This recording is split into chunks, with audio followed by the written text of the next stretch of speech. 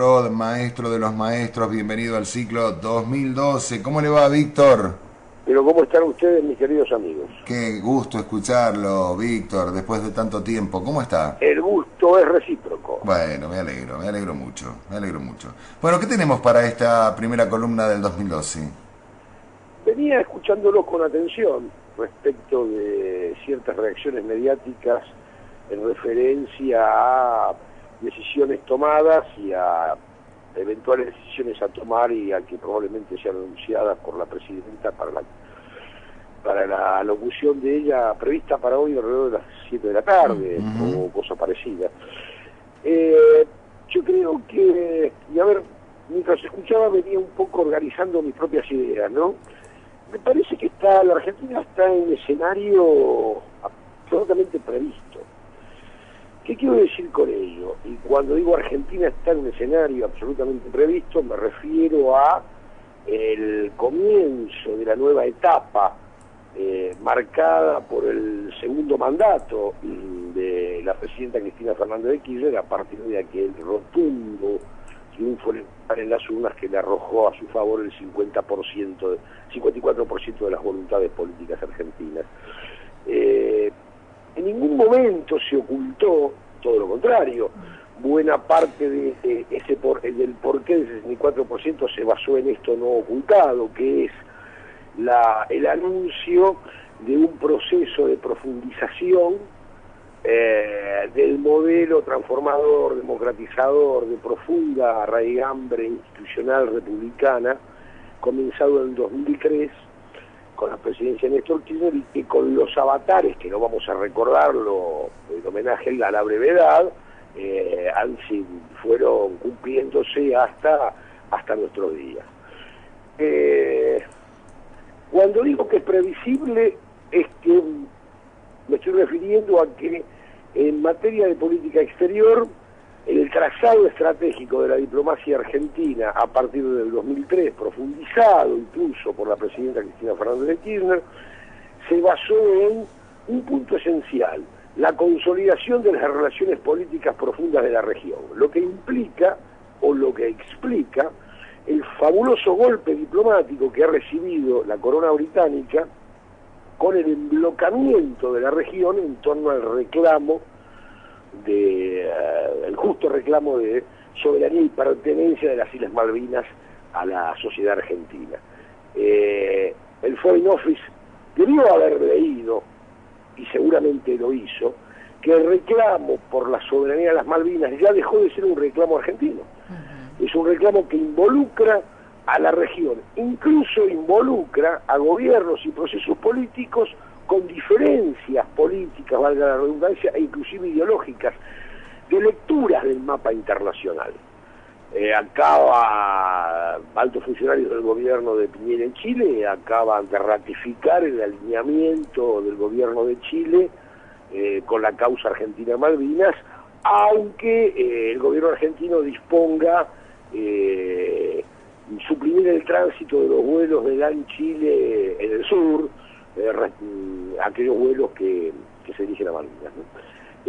Digamos, como ejemplo de lo que venía diciendo. Y seguramente que lo leyó el gobierno de Cameron, el gobierno del primer ministro golpeado por la propia crisis doméstica británica que está al estallar, que se inscribe en la crisis profunda que atraviesa el mundo hegemónico, particularmente la Unión Europea, la crisis social, económica, que trasuntará rápidamente en una crisis política, y con la poca imaginación de estos gobiernos que emergen de esta crisis en Europa y en el Reino Unido en particular, optan por una carta conocida, es decir, transferir la propia crisis, es decir, desdibujar la propia crisis hacia el marco exterior. Una vieja técnica de las antiguas colonias de países metropolitanos y colonialistas, digamos, ¿no? Utilizar los territorios ultramarinos como caja de repercusión de toda la problemática política, económica, social y cultural de las metrópolis. Estamos ante ese escenario. Esto era previsible. ¿Por qué era previsible? Porque había un trazado de política exterior. En política doméstica también era previsible que hoy se esté discutiendo en la Argentina como lo planteara el otro día en un acto en la provincia de Buenos Aires, particularmente en José León Suárez, al año de haberse cumplido el asesinato de 2 jóvenes por parte de la policía bonaerense tras un descarrilamiento de un tren en el partido de General San Martín, conurbano, zona norte del conurbano bonaerense, en la localidad de ese partido que es José León Suárez.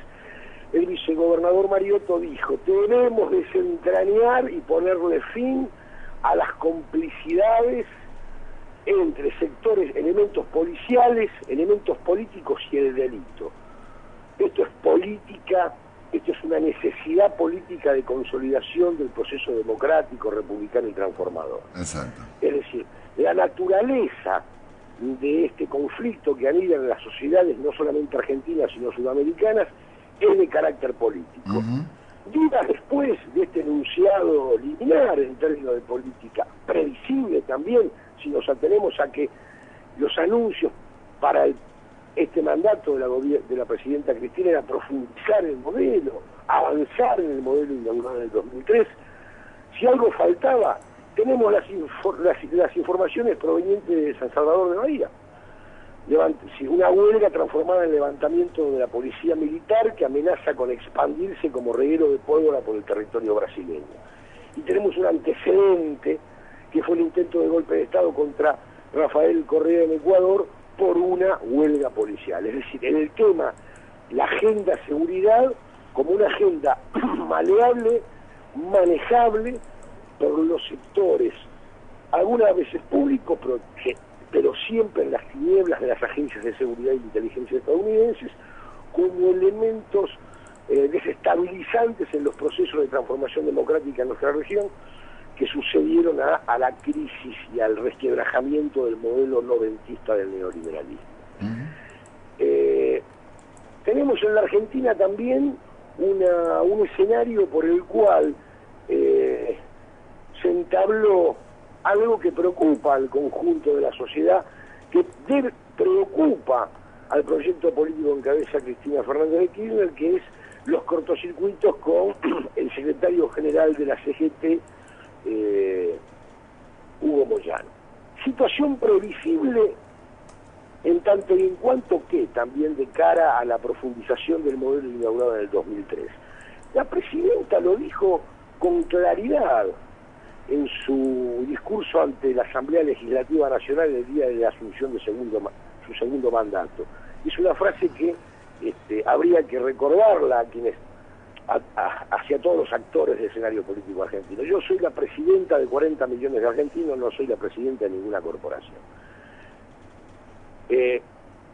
Ateniéndonos a la crisis del mundo hegemónico, que está vinculada a ese mundo, a la realidad comercial productiva de la Argentina, ateniéndonos a todo ese tipo de repercusiones que provocan lo doméstico y en lo regional, y ateniéndonos al programa económico de mantenimiento del crecimiento del Producto Bruto, con inclusión, con aumento de creación de nuevos puestos de trabajo legítimos y legales, etcétera, etcétera. Quien conduce el proyecto político demanda legítimamente, porque así lo obligan las urnas del 24 de octubre con el 54% de los votos, a tener la conducción política de ese proceso de transformación.